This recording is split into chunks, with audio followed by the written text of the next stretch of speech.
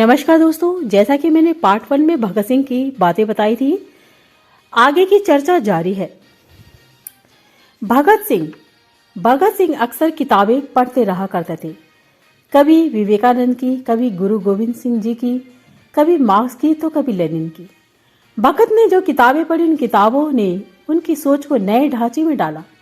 ये सच नहीं कि लेनिन और मार्क्स की किताबों से भगत सिंह क्रांतिकारी हुए, बल्कि भगत तो क्रांतिकारी पैदा ही हुए थे। जलियांवाला बाग की मिट्टी हाथ में लेकर जब उन्होंने 12 बरस की उम्र में अंग्रेजों के अंत की सौगंध उठाई, जब वो मिट्टी में बंदूकें बो रहे थे, तब तक तो उन्होंने लेनिन और मार्क्स को पढ़ा भी नहीं था।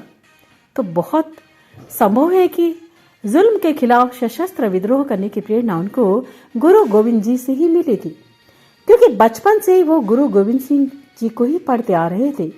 एक साधारण से परिवार में जन्मे असाधारण बच्चे को भारतवर्ष का हीरो बनाने में किताबों का बहुत बड़ा हाथ था, बहुत बड़ा योगदान था।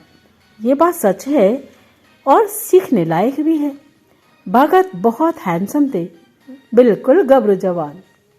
कॉलेज में लड़कियां उन पर जान छिड़कती थी, और ऐसा नहीं कि भगत सिंह रोमांटिक नहीं थे। कभी मोहब्बत के सवाल पर भगत ने चंद्रशेखर से कहा था कि पंडित जी, आज हमारे पास मोहब्बत के लिए वक्त नहीं है। इस जिंदगी में आजादी के सिवा किसी और से इश्क न होगा।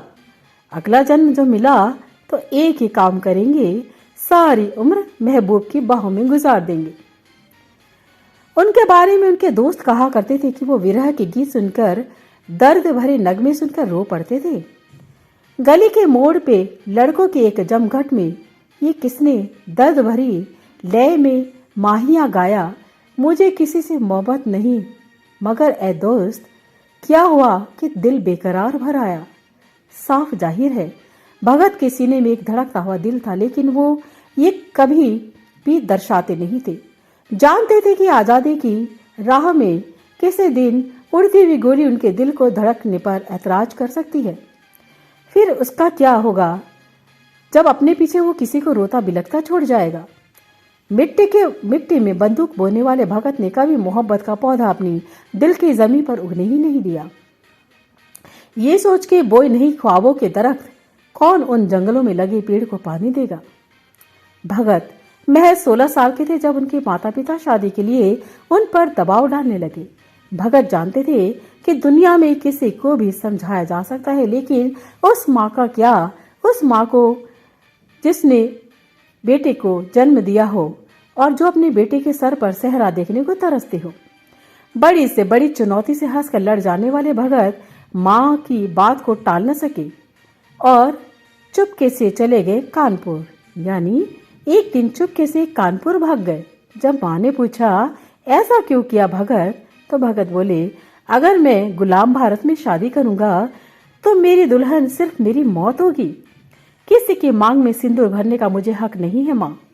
भगत ने सचमुच मौत की मांग में सिंदूर भरा और जाते जाते अपनी माँ को बस इतनी से तसल्ली दे गए, तू ना रो माँ, तू है भगत सिंह की माँ, मरकर भी लाल तेरा मरेगा नहीं।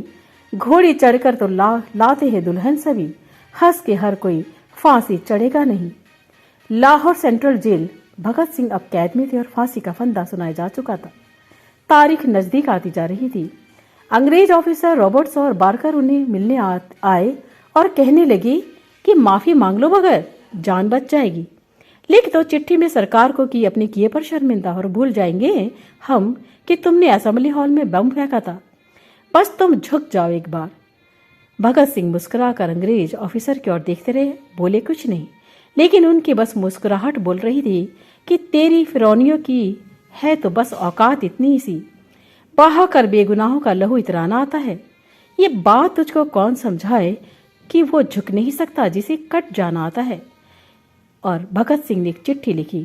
उस पे लिखा कि मुझे फांसी न देकर सीधे गोली मार दी जाए, क्योंकि गोली खाकर मरने में जो शान है वो फांसी खाने में नहीं।